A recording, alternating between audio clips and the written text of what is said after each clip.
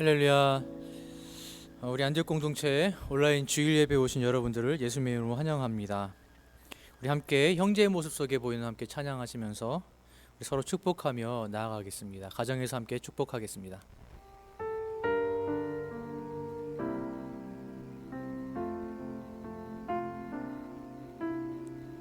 형제의 모습 속에 보이는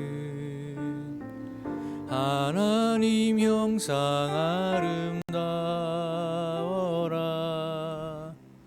존귀한 주의 자녀 됐으니 사랑하며 섬기리. 자매의 모습 속에 보이는 하나님 형상 아름다워라.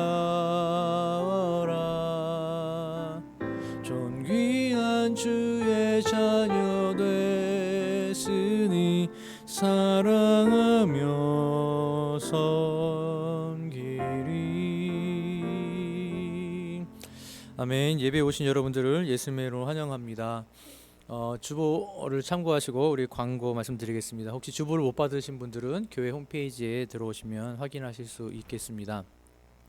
무엇보다 저희 교회는 지금 방역을 철저히 하고 있습니다. 그래서 오늘 예배를 녹화하기 이전에도 방역을 했고, 매주 금요일 저녁마다 교회 전체를 철저하게 방역하고 있습니다. 그러니까 성도님들께서 계속해서 기도해 주시고 철저한 방역과 그리고 온라인 예배, 그리고 예배가 다시 재개될 수 있도록 기도해 주시면 감사하겠습니다. 무엇보다 우리 중보기도를 요청합니다. 우리 담임 목사님과 우리 황순희 권사님, 그래서 좀 다치셨습니다. 그래서 우리 권사님을 위해서 좀 계속 담임 목사님과 권사님을 위해서 기도를 부탁드리겠습니다.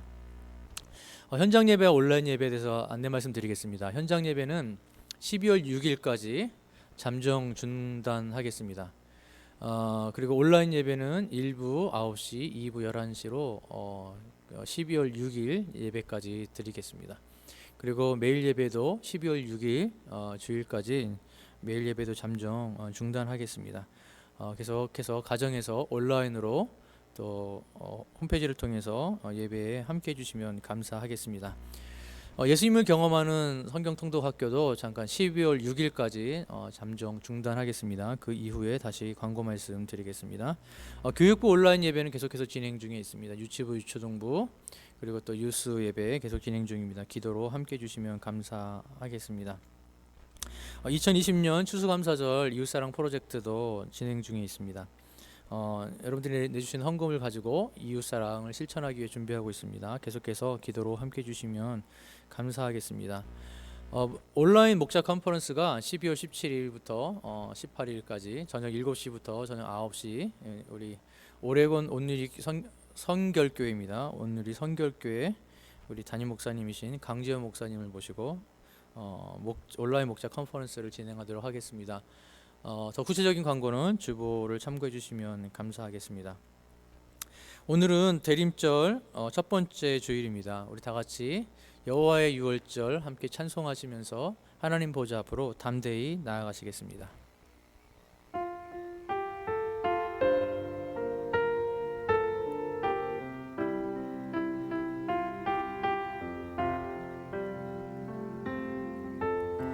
지극히 높은 주님의 낮이 성소로 들어갑니다. 세상의 신을 벗고서 주 보좌 앞에 엎드리리. 내 주를 향한 사랑과 그 신뢰가 사그러져 갈 때 하늘로부터 이곳에 장막이 덮이네. 이곳을 덮으소서. 이곳을 비추소서. 내 안에 무너져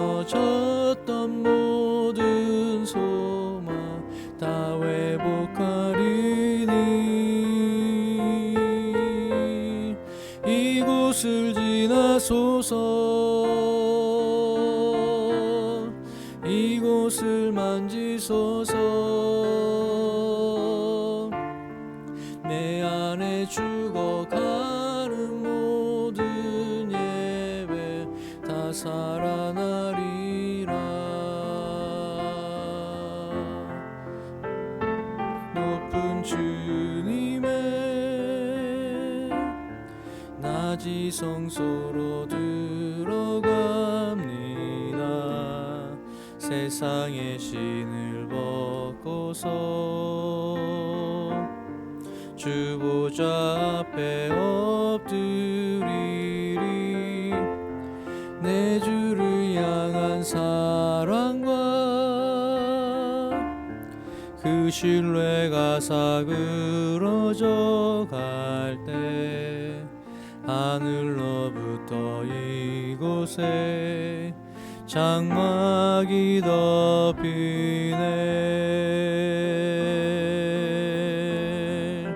이곳을 덮으소서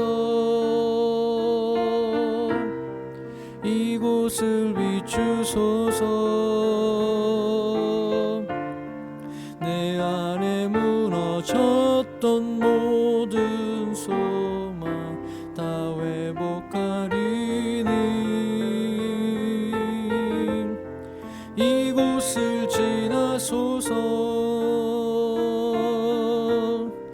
이곳을 만지소서 내 안에 가는 모든 예배 다 살아나리라 아멘 기도하시겠습니다.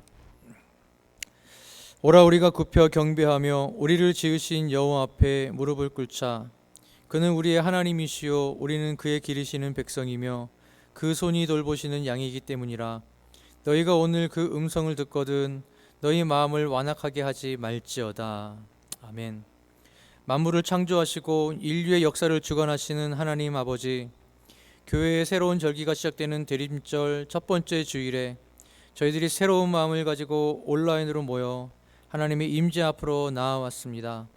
죄인들을 구원하시기 위하여 낮고 천한 몸을 입으시고 이 땅에 오신 예수님께서 예배하는 저희들 가운데 다시 한번 임하시기를 기도합니다. 오늘도 베풀어 주실 하나님의 크신 사랑과 은혜를 사모하며 마음을 활짝 열었사오니 충만하게 채워 주옵소서. 모든 영광과 찬송을 성삼위 하나님께 올려드리오며 예수 그리스도의 이름으로 기도 올리옵나이다. 아멘. 우리 다 같이 자막을 보시면서 우리의 신앙을 고백하며 나아가시겠습니다. 나는 전능하신 아버지 하나님 천지의 창조주를 믿습니다. 나는 그의 유일하신 아들 우리 주 예수 그리스도를 믿습니다. 그는 성령으로 잉태되어 동정녀 마리아에게서 나시고 본디오 빌라도에게 고난을 받아 십자가에 못 박혀 죽으시고 장사된 지 사흘 만에 죽은 자 가운데서 다시 살아나셨으며 하늘에 오르시어 전능하신 아버지 하나님 우편에 앉아 계시다가 거기로부터 살아있는 자와 죽은 자를 심판하러 오십니다. 나는 성령을 믿으며 거룩한 공교회와 성도의 교제와 죄를 용서받는 것과 몸의 부활과 영생을 믿습니다. 아멘. 우리 다 같이 찬송가 94장 주 예수보다 더 귀한 것은 없네 함께 찬송하시겠습니다.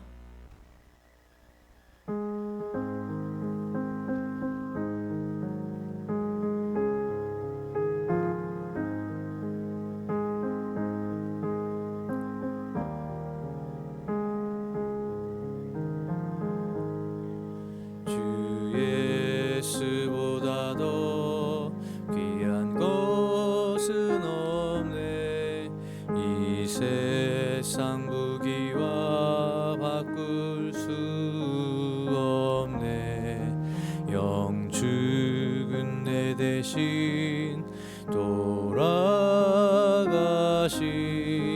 그 놀라운 사랑 잊지 못해 세상 즐거움 놔버리고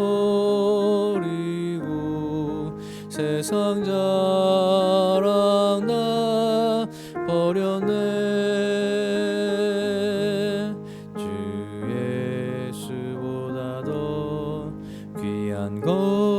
것은 없네. 예수 밖에는 없네. 주 예수보다 더 귀한 것은 없네. 이 세상 명예와 바꿀 수 없네. 이전에 즐기던 세상 일도 주 사랑하는 맘 뺏지 못해. 세상 즐거움 놔버리고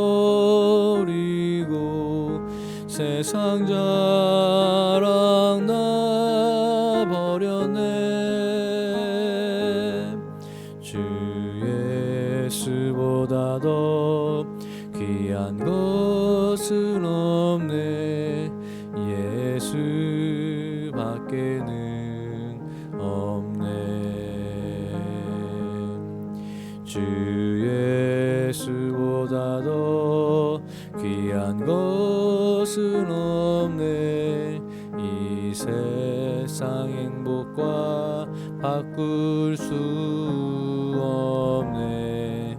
유혹과 핍박이 몰려와도 주 섬기는 내 맘 변치 않아. 세상 즐거움 놔버리고 세상 자랑 놔버렸네. 주 예수보다 더 귀한 것은 없네. 예수 밖에는 없네. 아멘. 찬송관장 더 찬송하시겠습니다. 슬픈 마음 있는 사람 찬송하시겠습니다.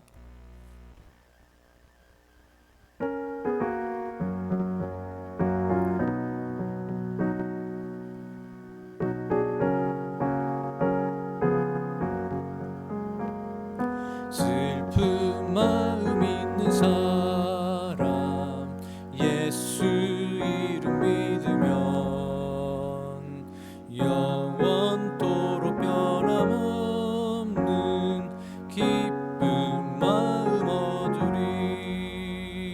예수의 이름은 세상의 소망이요. 예수의 이름은 천국의 기쁨일세. 거룩하신 주의 이름 너의 방패 삼으라. 환난 시험 당할 때에 주께 기도드려라. 예수의 이름은 세상의 소망이요. 예수의 이름은 천국의 기쁨이세. 존귀하신 주의 이름 우리 기쁨 되도다. 주의 품에 안길 때에 기뻐 찬송 부르리. 예수의 이름은 세상의 소망이요. 예수의 이름은 천국의 기쁨일세. 우리 갈 길 나간 후에 보좌 앞에 나아가 왕의 왕께 경배하며 멸류관을 드리리. 예수의 이름은 세상의 소망이요 예수의 이름은 전국의 기쁨일세. 아멘. 기도하시겠습니다. 살아계신 하나님 아버지, 저희가 대림절 첫 주일을 맞이하여 하나님께 예배드리기 위해 온 안디옥의 성도들이 온라인으로 모여 예배하게 하시니 감사드립니다. 오늘의 예배를 통하여 하나님 홀로 영광 받아주시고 하나님께서 저희에게 베풀어 주시기로 작정하신 모든 은혜를 이 시간 저희에게 부어주시길 간절히 기도합니다. 지난 한 주간도 주의 말씀대로 살려고 노력하였으나 때로는 그 노력마저 잊고 때로는 하나님을 모르는 사람처럼 살았던 적이 있었음을 고백합니다. 마음으로 사람을 미워하고 입술로 하지 말아야 할 말을 했으며 행동으로 많은 이들에게 상처를 주기도 했습니다. 하나님의 백성답게 살지 못했던 지난 날들의 잘못을 용서해 주시고 예수 그리스도의 피로 우리 모두를 정결케 하여 주옵소서. 은혜 없이는 하루도 살 수 없는 존재임을 고백합니다. 코로나가 한창인 이때에 성도 한 분 한 분을 지켜주시고 지금도 그 속에서 고통받고 있는 성도님들을 찾아가셔서 위로와 평안, 안식과 건강의 회복을 허락하여 주옵소서. 특별히 담임 목사님의 건강을 지켜주시고 속히 그러나 완벽히 회복되셔서 다시 말씀의 단 위에서 생수와 같은 하나님의 말씀을 흘려보내실 수 있도록 성령 하나님 함께하여 주옵소서. 병상에 계시는 황순희 권사님께도 주님 찾아가셔서 치유의 강선으로 위로하시고 치유하여 주셔서 온전히 회복되어 코로나가 떠나 안전한 그날 함께 하나님께 예배하실 수 있는 은혜를 베풀어 주옵소서. 안디옥 공동체를 이 땅에 세우시고 지금까지 인도하신 하나님 아버지, 이 공동체의 유아, 유치, 유초동부로부터 에노케에 이르기까지 한 분 한 분 한 가정 한 가정을 찾아가셔서 지키시고 보호하여 주셔서 이때를 은혜로 온전히 이겨나가게 하여 주옵소서. 특별히 사업이나 직장 문제로 어려움 당하고 계신 분들의 노고를 돌보아 주시고 온전히 이때를 이겨낼 수 있는 은혜와 지혜 그리고 능력을 부어 주옵소서. 이제 하나님의 말씀을 들고 대언하려고 합니다. 하나님의 말씀이 온전히 대언되는 시간 될 수 있도록 성령님께서 함께하여 주옵소서. 외로운 타지에서 주님의 명령 따라 애쓰고 힘쓰시는 우리 파송 선교사님들과 협력 선교사님들의 삶에 은혜를 베푸셔서 하나님의 영광을 선포하며 찬양할 때에 하나님의 구원의 역사가 넘쳐나게 하시며 안전과 건강을 지켜 주옵소서. 오늘의 모든 예배를 통하여 영광 받으실 하나님을 찬양하오며 우리 주 예수 그리스도의 이름으로 기도 올려옵나이다. 아멘. 오늘 우리가 함께 보실 하나님의 말씀은 요한복음 1장 1절부터 18절까지의 말씀입니다. 요한복음 1장 1절부터 18절까지의 말씀 제가 봉독하겠습니다. 태초에 말씀이 계시니라. 이 말씀이 하나님과 함께 계셨으니 이 말씀은 곧 하나님이시니라. 그가 태초에 하나님과 함께 계셨고 만물이 그로 말미암아 지은 바 되었으니 지은 것이 하나도 그가 없이는 된 것이 없느니라. 그 안에 생명이 있었으니 이 생명은 사람들의 빛이라. 빛이 어두움에 비치되 어둠이 깨닫지 못하더라. 하나님께로부터 보내심을 받은 사람이 있으니 그의 이름은 요한이라. 그가 증언하러 왔으니 곧 빛에 대하여 증언하고 모든 사람이 자기로 말미암아 믿게 하려 함이라. 그는 이 빛이 아니요 이 빛에 대하여 증언하러 온 자라.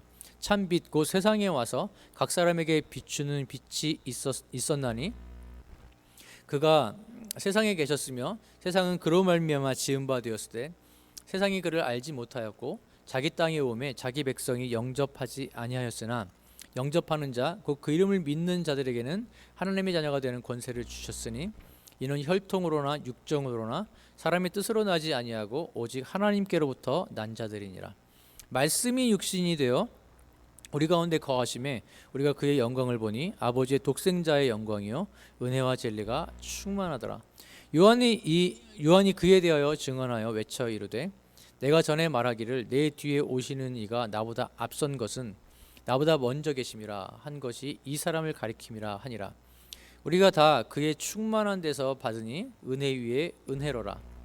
율법은 모세로 말미암아 주어진 것이요 은혜와 진리는 예수 그리스도로 말미암아 온 것이라.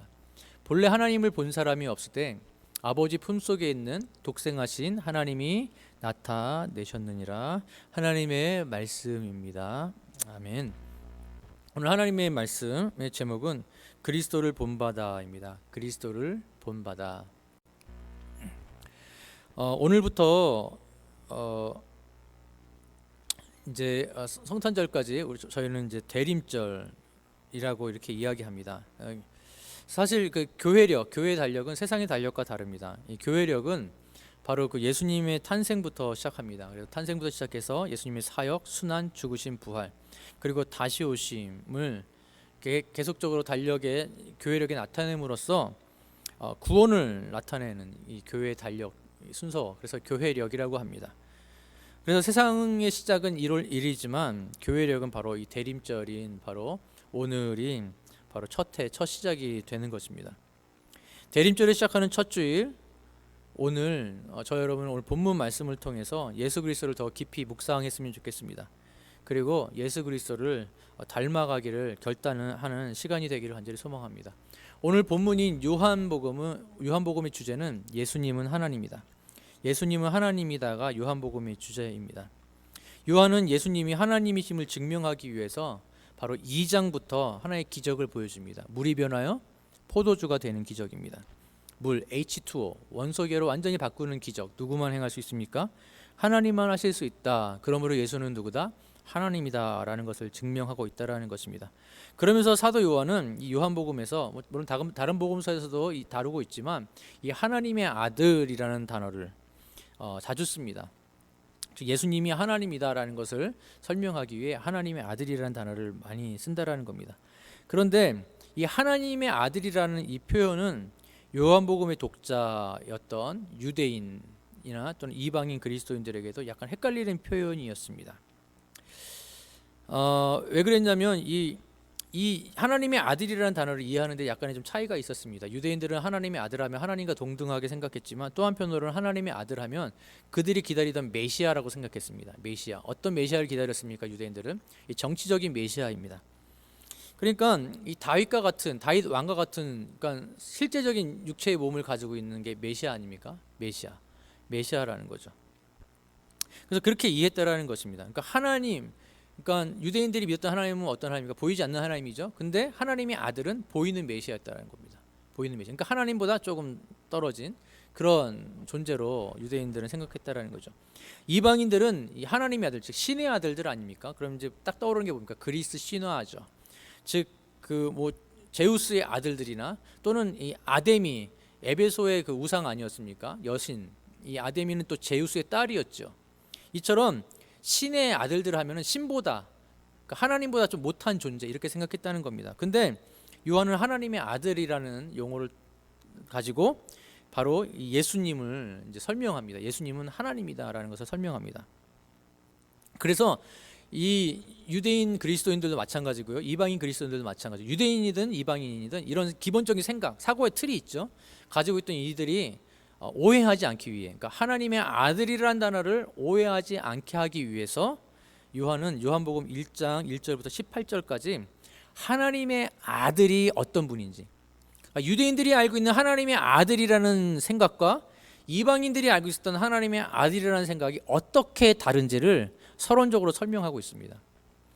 그러니까 기독교에서 믿는 하나님의 아들은 어떤 분인지 설명하고 있다라는 것입니다. 하나씩 한번 살펴보겠습니다. 1절 말씀을 보시면 태초에 말씀이 계시니라, 이 말씀이 하나님과 함께 계셨으니 이 말씀은 곧 하나님이시다라고 이야기합니다. 요한은 하나님의 아들이라는 단어로 시작하지 않고 이 말씀이라는 단어로 시작하고 있습니다. 말씀이라는 단어로 시작합니다. 그러니까 당시 독자들은 이 말씀이라고 생각해도 아마 이 하나님으로 곧바로 트랜스퍼에서 생각했던 것 같습니다. 어떤 말씀이라고 말하는데 이 말씀이 언제부터 계셨습니까? 태초부터 계셨다라는 겁니다. 그러니까 시작과 끝이 없는 분이라고 설명합니다. 시작과 끝이 없는 분이시죠. 당연하죠. 당시에 이 말을 들었던 이 말씀이 하나님이라고 생각했던 사람들에게 있어서는 당연히 하나님은 시작과 끝이 없는 분이셨을 겁니다. 그리고 계시니라, 스스로 계신 분이다라고 또한 이야기하고 있다라는 것입니다. 근데 나중에 보시면 이 말씀을 누구라고 설명하냐면 하나님의 아들이다라고 말합니다. 하나님의 아들. 그러므로 하나님의 아들은 누구라고 지금 설명하고 있는 겁니까? 스스로 계신 분이라고 요한은 설명하고 있다라는 것입니다. 당시 시대 사람들은 하나님의 아들 하면은 메시아로 생각했기 때문에 스스로 계신 분이 아닙니다. 그런데 태초부터 계셨던 분이 바로 기독교에서 말하고 있는 하나님의 아들이다라고 설명하고 있는 것입니다. 그리고 하나님과 함께 계셨다라고 1절에 계속 보시면 하나님과 함께 계셨으니라고 말하고 있습니다. 인격이라는 것입니다. 그러니까 인간, 인격으로 함께 하고 있었다라는 것입니다. 그리고 그분은 바로 또 하나님이다라고 이야기하고 있습니다. 그 말씀은 시작과 끝이 없으시고 인격이신데 바로 하나님이다라고 설명하고 있습니다. 아직 정확하게 말하고 있지는 않지만 이분이 누구라고요? 하나님의 아들. 그러니까 우리 기독교에서 말을 하고 있는 하나님의 아들. 나중에 더 정확하게 얘기했지만 바로 예수 그리스도가 바로 이런 분이시다라는 것입니다. 시작과 끝이 없으신 분, 그리고 인격이시면서 하나님이신 분, 그리고 하나님이신 바로 그분이 하나님의 아들이다라고 예수 그리스도다라고 사도 요한은 설명을 하고 있습니다. 3절도 보시면 만물이 그로 말미암아 지은 바 되었으니 지은 것이 하나도 그가 없이 된 것이 없다. 그는 누굽니까? 바로 말씀이죠. 말씀인데 이 말씀은 누굽니까? 하나님의 아들이죠. 즉 하나님의 말씀이신 나사렛 예수 그리스도는 바로 세상을 창조할 때 함께 하셨던 창조주가 되신다라고 말을 하고 있다는 것입니다. 그러니까 유대인들이 생각했던, 여러분들이 생각한 그 아들이 아니라 세상을 창조하신 분이 바로 하나님의 아들이시다 라고 말을 하고 있다는 것입니다. 그리고 4절도 한번 보시면 그 안에 생명이 있었으니 이 생명은 사람들의 빛이다. 그 안에 또 생명도 있다고 말합니다. 유대인들이나 이방인들 안에 있어서 그 안에 생명이 있지 않습니다. 신에게만 생명이 있습니다. 하나님에게만 생명이 있습니다. 근데 하나님의 아들에게도 생명이 있다라고 말을 하고 있다라는 겁니다. 하나님의 아들에게도 생명이 있습니다. 그러므로 하나님의 아들이신 예수 그리스도 안에도 생명이 있다라고 말을 하고 있습니다. 그리고 그 말씀은 또 빛이시다라고 이야기합니다. 그러니까 자기를 나타내 보이시는 분이시다라고 설명을 하고 있다라는 겁니다. 그러면서 이렇게 설명하는데 이 설명을 듣던 사람들이 조금 아마 이상하게 생각했을 것 같습니다. 이제 단지 그냥 하나님, 보이지 않는 하나님으로 생각했을 텐데요. 사도 요한은 좀 더 구체적으로 이분이 누군지 설명을 하기 시작합니다. 9절에서 10절 말씀입니다. 참빛 곧 세상에 와서 각 사람에게 비추는 빛이 있었나니 10절 그가 세상에 계셨으며 세상은 그로 말미암아 지은 바 되었으되 세상이 그를 알지 못하였고. 좀 이상합니다. 지금 사도 요한은 하나님의 아들이 하나님이다라고 설명을 하고 있습니다. 그러면 하나님의 아들이고 그리고 그 하나님의 아들이 하나님이시면 세상에 올 수가 없습니다. 그런데 그 참빛인 그 하나님의 아들, 그 말씀이 세상에 왔다라고 말합니다. 뿐만 아니라 10절에 보면은 세상에 계셨다라고 말합니다. 왔고 계셨다. 도저히 유대인의 생각으로서는 이해할 수도 없는 겁니다. 그리고 이방인의 생각으로서도 이해할 수 없습니다. 하나님이 세상에 어떻게 오고 어떻게 계실 수가 있습니까? 그러면서 사도 요한은 이분이 누군지 더 클리어하게 설명을 하고 있습니다. 우리 14절 말씀을 한번 보시겠습니다. 14절 말씀입니다. 말씀이 육신이 되어 우리 가운데 거하심에 우리가 그의 영광을 보니 아버지의 독생자의 영광이요 은혜와 진리가 충만하더라. 이 말씀이 누구라고 말하고 있습니까? 독생자, 아버지의 독생자다라고 이야기하고 있습니다. 즉 이 말씀이 바로 그 말씀이 바로 하나님의 아들이다라고 분명히 선포하고 있다라는 것입니다. 아니 이게 어떻게 가능합니까? 그 빛이 그 말씀이고 그 말씀이 하나님이시라면 어떻게 하나님의 사람의 모습, 그것도 아버지의 독생자, 그러니까 하나님의 아들의 모습으로 이 땅 가운데 안 나타났다라고 이야기해도 괜찮습니다. 근데 이 땅 가운데 나타났다, 이게 도저히 말이 안 됩니다. 그냥 하나님의 아들이라면 이해할 수 있습니다. 근데 지금 사도 요한은 계속 뭐라고 설명하고 있습니까? 이 하나님의 아들이 누구시다? 하나님이다 하고 계속 설명합니다. 태초부터 계셨다, 모든 걸 창조하셨다, 이렇게. 그리고 그분은 하나님이다라고 계속 이야기합니다. 그렇게 이야기하지 않고 그냥 그리스 신화에 나오는 것처럼 하나님의 아들이기 때문에 있었다라고 이야기하면 이해가 되는데, 계속 하나님이다 하나님이다 하나님이다라고 말하고 나서 그리고 나서 그 하나님이 이 땅 가운데 오셨다. 그리고 그 하나님은 바로 아버지의 독생자 아들이다. 하나님의 독생자다라고 이렇게 선포하고 있다라는 것입니다. 어떻게 이 땅 가운데 오실 수 있는가라는 것이죠. 이것을 들었던 이들은 아마 질문했을 것 같습니다. 바로 이게 신비라는 것입니다. 하나님께서 인간의 몸으로 이 땅에 오신 것, 바로 이것이 바로 신비라는 것입니다. 이것은 당시 유대인 그리스도인들로서도 그리고 이방인 그리스도인들로서도 좀 헷갈릴 수 있는 말씀이었습니다. 왜냐하면 앞에서 말씀드린 것처럼 유대인들은 하나님의 아들은 자신들이 기대하던 정치적 메시아였기 때문입니다. 정치적 메시아를 기다렸습니다. 그리고 이방인들은 그들이 생각한 하나님의 아들은 제우스의 자녀들이나 그 딸이었던 에베소의 우상 아데미 같은 그런 신에 의해 창조된 또 다른 신이었기 때문입니다. 그런데 오늘 본문에서 요한은 앞으로 자신이 사용할 하나님의 아들이라는 말은 곧 하나님이시라고 설명합니다. 근데 그 하나님이 이 땅에 계시고 함께 계셨다라고 말을 하고 있다라는 것입니다. 도저히 유대인들은 받아들일 수 없는 말입니다. 어떻게 하나님이 인간의 몸을 입고 이 땅에 옵니까? 보이지 않는 그 하나님, 온 우주에 충만하신 그 하나님 어떻게 인간이 됩니까? 이방인들도 도저히 이해가 되지 않는 부분입니다. 하나님의 아들은 하나님보다 못한 존재여야 합니다. 창조된 피조물로서의 하나님의 아들이어야 합니다. 그런데 하나님하고 똑같이 스스로 있었습니다. 하나님하고 똑같이 천지를 창조하신 분이십니다. 하나님하고 똑같이 그 말씀이시고 그 생명이시며 그 빛이십니다. 그런데 그 하나님이 이 땅에 오셨습니다. 도저히 유대인들로서는 이해할 수 없고 이방인들도 이해할 수 없는 거였습니다. 요한은 한 걸음 더 나아가 그 말씀이 누구신지 정확히 설명합니다. 제가 한번 17절 말씀 읽어드리면 율법은 모세로 말미암아 주어진 것이요 은혜와 진리는 예수 그리스도로 말미암아 온 것이다. 예수 그리스도가 또 그 하나님의 아들이라고 말합니다. 더 이해할 수 없습니다. 18절 말씀도 한번 보시면 완전 쐐기를 박습니다. 본래 하나님을 본 사람이 없을 때 아버지 품속에 있는 독생하신 하나님이 나타내셨느니라. 아무도 하나님을 본 사람이 없습니다. 독생하신 하나님, 하나님의 아들 예수 그리스도를 통하여 하나님이 이 땅에 나타나셨다라고 선포하면서 이 서론적인 말씀을 끝맺습니다. 유대인들은 하나님이 육신이 되셨다는 것도 받아들일 수 없는데 그 육신이 되신 하나님이 누구시라고요? 이제 우리가 대림절을 지나면서 기억하고 기억해야 될, 더욱더 깊이 묵상해야 될 바로 베들레헴의 초라한 말구유에서 난, 그리고 나사렛, 정말 어떤 선한 것도 날 수 없는 별 볼 일 없는 동네인 나사렛에서 자란, 그것도 직업이 목수였던 예수라는 말, 이 말에 이 유대인들 더더군다나 의아해했을 것입니다. 차라리 자신들이 기다리던 정치적인 메시아, 그 사람이 바로 예수다라고 하면 좀 받아들일 수 있을지 모르겠습니다. 그런데 더 받아들일 수 없는 것은 아무리 그가 메시아라고 하더라도 십자가에 못 박혀 죽었습니다. 도저히 받아들일 수 없는 선포입니다. 뿐만 아니라 이방인들에게 있어서도 그래도 신은 신인데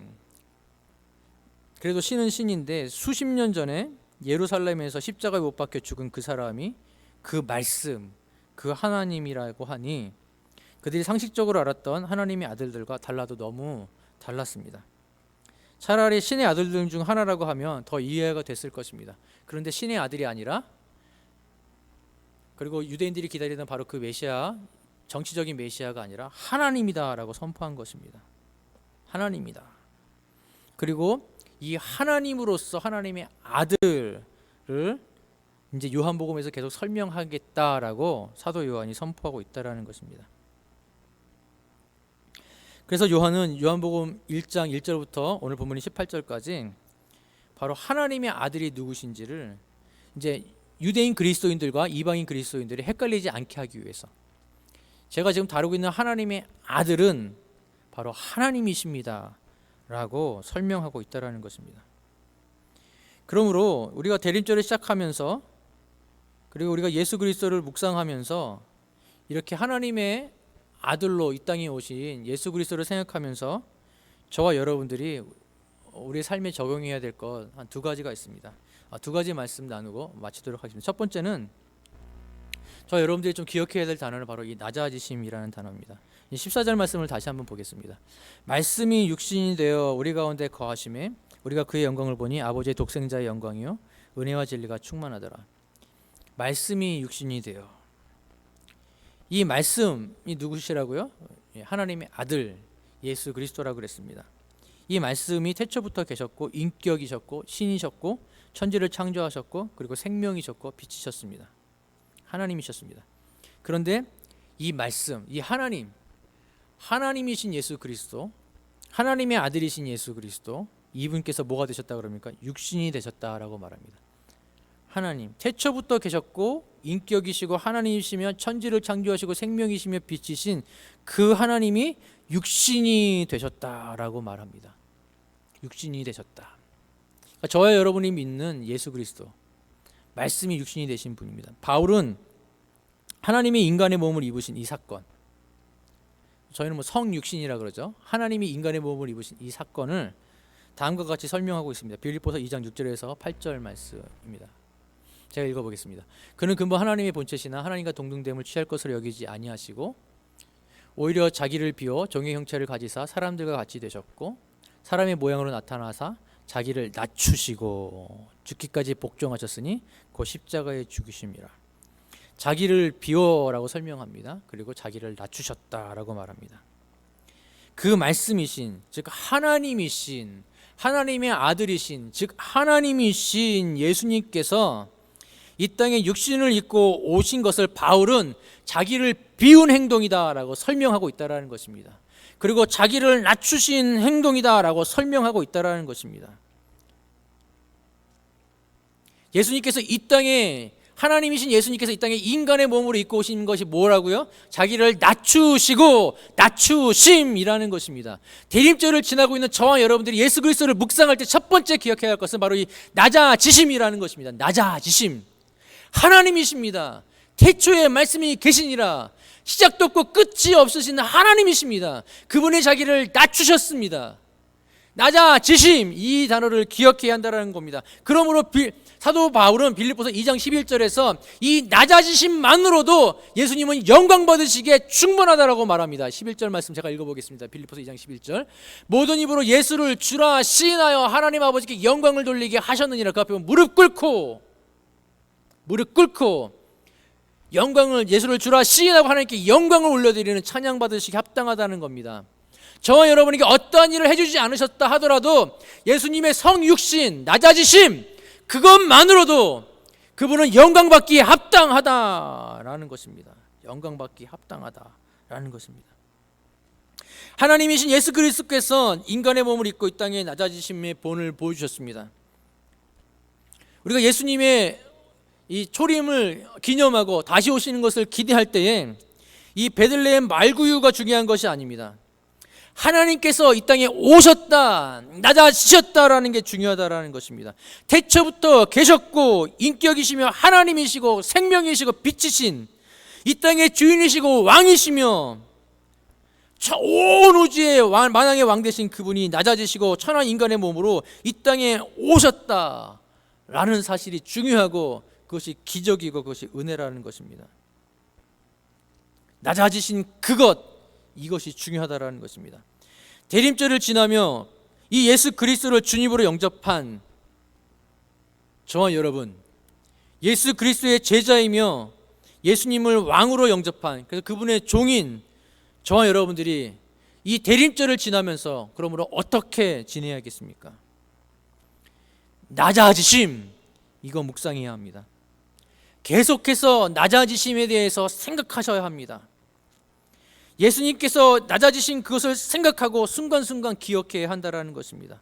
일을 하실 때든지 주방에서 음식을 만드실 때든지 가족을 위해 음식을 준비하실 때든지 공부할 때든지 잠자리에 들 때든지 이 낮아지심, 이것을 기억해야 한다는 것입니다. 그리고 저와 여러분도 예수 그리스도처럼 바로 하나님의 아들 예수 그리스도의 이 낮아지심처럼 낮아지는 삶을 살아야 합니다. 저와 여러분의 주변 커뮤니티 직장에서 가장 낮은 자리에 있는 분은 누가 있습니까?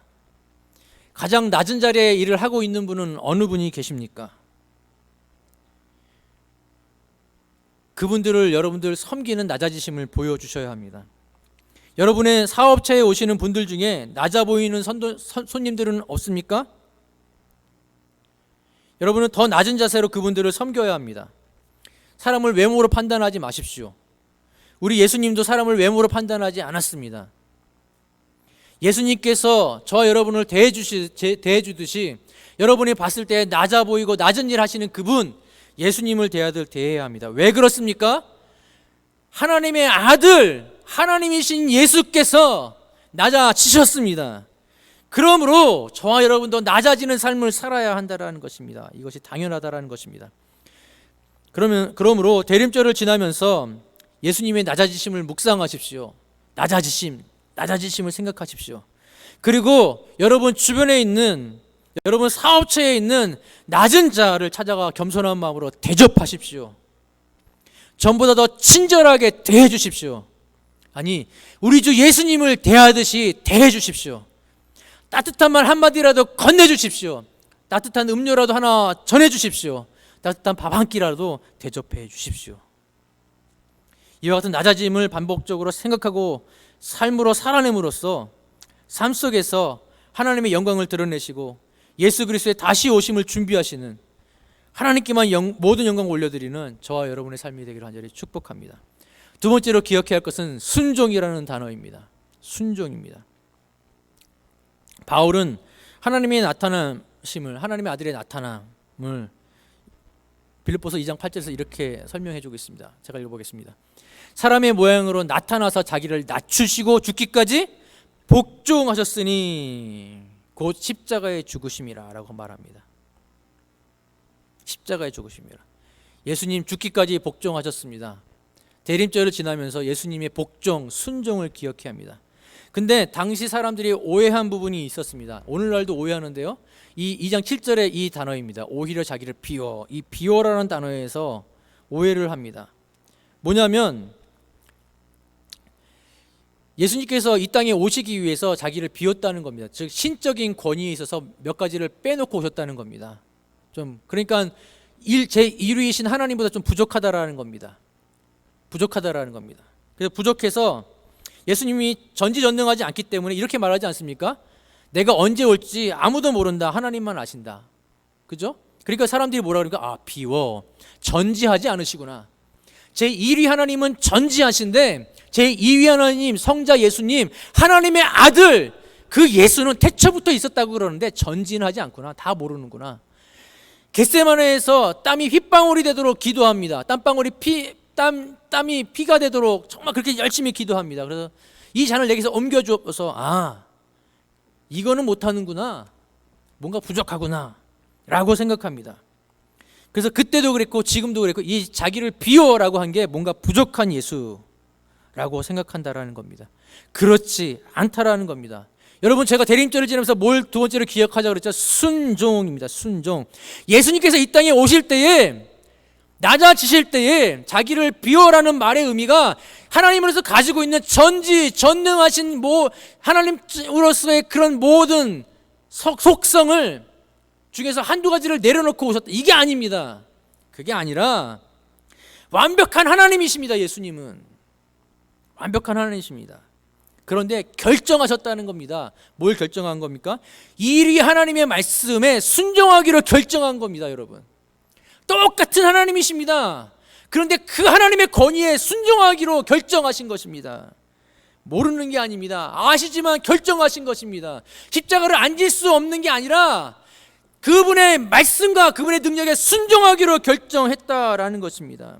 이와 같이 하나님이신 예수님께서 하나님의 말씀에 순종하기로 결정했다라면 저와 여러분들은 어떻게 해야겠습니까? 저와 여러분이 예수의 제자이고 예수 그리스도를 왕이라고 고백하는 그분의 종이라면 어떻게 해야겠습니까? 저와 여러분이 하나님의 말씀에 순종하는 것은 당연하지 않겠습니까? 그분의 말씀 앞에 무릎 꿇고 나가는 것은 당연하지 않겠습니까? 대림절을 지나면서 더욱더 하나님의 말씀에 순종하기로 결정하셔야 합니다. 예수 그리스도의 초림을 기념하고 다시 오실 것을 기대하며 이 대림절을 지나가실 때에 예수 그리스도께서 십자가에 죽기까지 복종하셨던 것처럼 저와 여러분도 그 말씀에 순종하고 복종하기로 결단하는 시간이 되어야 된다는 것입니다. 그러므로 나 자신을 하나님의 말씀에 순복시키려면 먼저 하나님의 말씀을 아셔야 합니다. 하나님의 말씀에 대한 지식이 없는데 어떻게 하나님의 말씀에 순복할 수 있겠습니까? 그러므로 잠시 중단되었지만 그러나 우리 담임 목사님께서 이제까지 많은 강의를 해오셨습니다. 그 말씀 다시 들으십시오. 여러분, 희한하게도 저도 이 자리에서 예배를 1부, 2부 예배 드립니다. 그리고 나서 또 담임 목사님 설교 듣습니다. 앉아서 들었는데 또 말씀을 들으니까 또 못 들은 말씀이 또 들립니다. 놓친 말씀이 있더라고요. 여러분, 우리 목사님 편찮으셔서 아직 강의를 못 하시지만 그래도 매일 성경 놓친 부분도 있지 않습니까? 다시 들으십시오. 그리고 다시 반복해서 들으십시오. 말씀은 반복해 듣는 겁니다. 그리고 거기서 주시는 말씀이 있으면 순종하십시오. 먼저 말씀 앞으로 나아가십시오. 그리고 그 주시는 말씀 앞에 순종하십시오. 그리고 또 우리 매일 예배를 드리지 않았습니까? 그리고 우리 매일 성경을 가지고 말씀 묵상하고 있지 않습니까? 하루하루 하나님의 말씀을 묵상하며 나아가십시오. 그리고 그 말씀 속에서 말씀하시는 거 붙잡으십시오. 그리고 순종하십시오. 예수님께서도 죽기까지 복종하셨습니다. 그렇다면 저와 여러분들이 하는 것도 당연하지 않겠습니까? 성경 통독학교 혹시 놓친 것 있으면 다시 반복해서 들으십시오. 매일 묵상 혹시 못하신 적 있으시면 다시 말씀 앞으로 나가십시오. 주시는 그 말씀 붙잡으십시오. 그리고 그 말씀 앞에 순종하기로 이 대림절을 지나면서 결단하십시오. 말씀의 결론 맺겠습니다. 오늘 말씀의 제목은 그리스도를 본받습니다. 뭘 본받아야겠습니까? 키워드 두 가지입니다. 그분의 낮아지심을 본받으십시오. 그리고 그분의 순종을 본받으십시오. 낮아지심과 순종, 이 두 단어 반복해서 묵상하십시오. 그러면서 여러분, 첫 번째, 여러분의 직장, 학교, 사업체에서 낮은 곳에 계신 분들을 찾아가서 감사와 격려, 밝은 웃음으로 대접하는 대림절 기간이 되도록 하십시오. 여러분 옆을 지나가는 불쌍한 홈리스 무시하지 마십시오. 따뜻한 차 한 잔이라도 대접해 주십시오. 그 두 번째, 직장, 학교, 가정, 사업체에서 우리 스스로를 하나님의 말씀에 순복시키는 대림절 기간이 되도록 매일 말씀을 묵상하십시오. 게을리하지 마십시오. 말씀 앞에 더 나아가십시오. 그리고 그 말씀해 주시는 교훈대로 순종하는 연습을 하십시오. 우리 주님께서 십자가에 달려 돌아가시기까지 순종하신 것처럼 순종하시는 저와 여러분들 되시기를 축복합니다. 이것만으로도 우리 하나님은 영광 받으시기 합당하신 분입니다. 이것만으로도 모든 무릎이 무릎 꿇고 예수는 주라고 고백하기에 합당한 분이십니다. 오늘 말씀의 키워드 낮아지심과 순종, 이 두 단어 기억하셔서 이 대림절 기간 동안 더욱더 예수 그리스도를 닮아가는, 예수 그리스도를 본받아가는 저와 여러분들 되기를 간절히 축복합니다. 우리 함께 파송민 우리 봉헌 찬양하시고, 또 우리 각 가정에 계신 성도님들 주보에 보시면 온라인으로 예물 드리는 방법이 있습니다. 그리고 또 예물을 혹시 온라인으로 못 드리시는 분들은 교회로 주소로 보내주시면 되겠습니다. 그래서 하나님 앞에 우리 다 같이 우리 봉헌과 또 파송 찬양하면서 하나님 앞에 나아가도록 하겠습니다. 원하고 바라고 기도합니다. 찬양하겠습니다.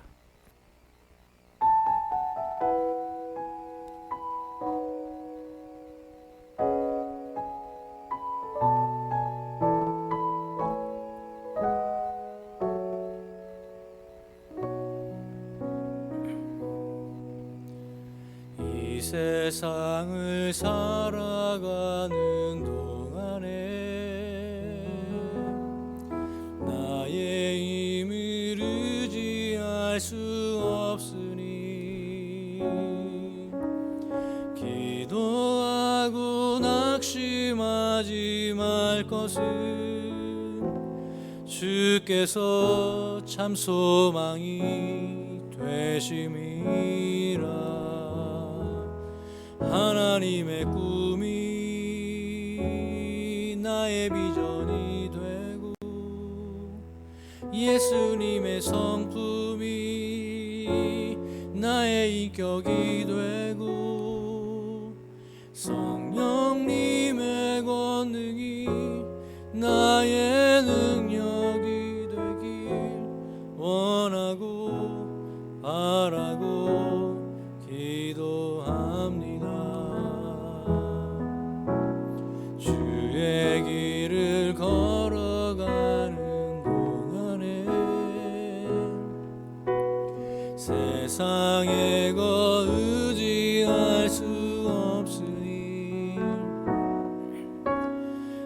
감사하고 낙심하지 말 것은 주께서 참 기쁨이 되심이라.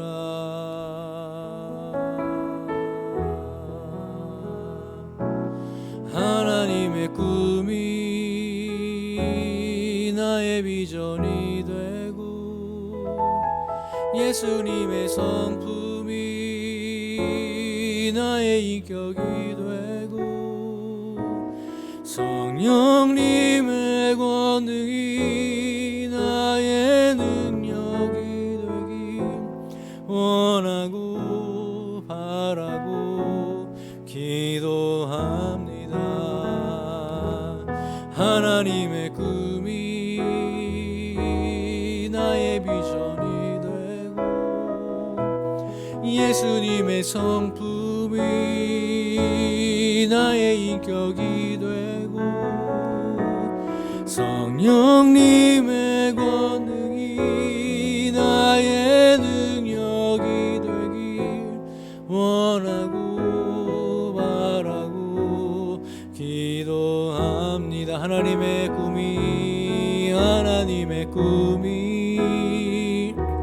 나의 비전이 되고 예수님의 성품이 나의 인격이 되고 성령님의 권능이 나의 능력이 되길 원하고 바라고 기도합니다. 원하고 바라고 기도합니다.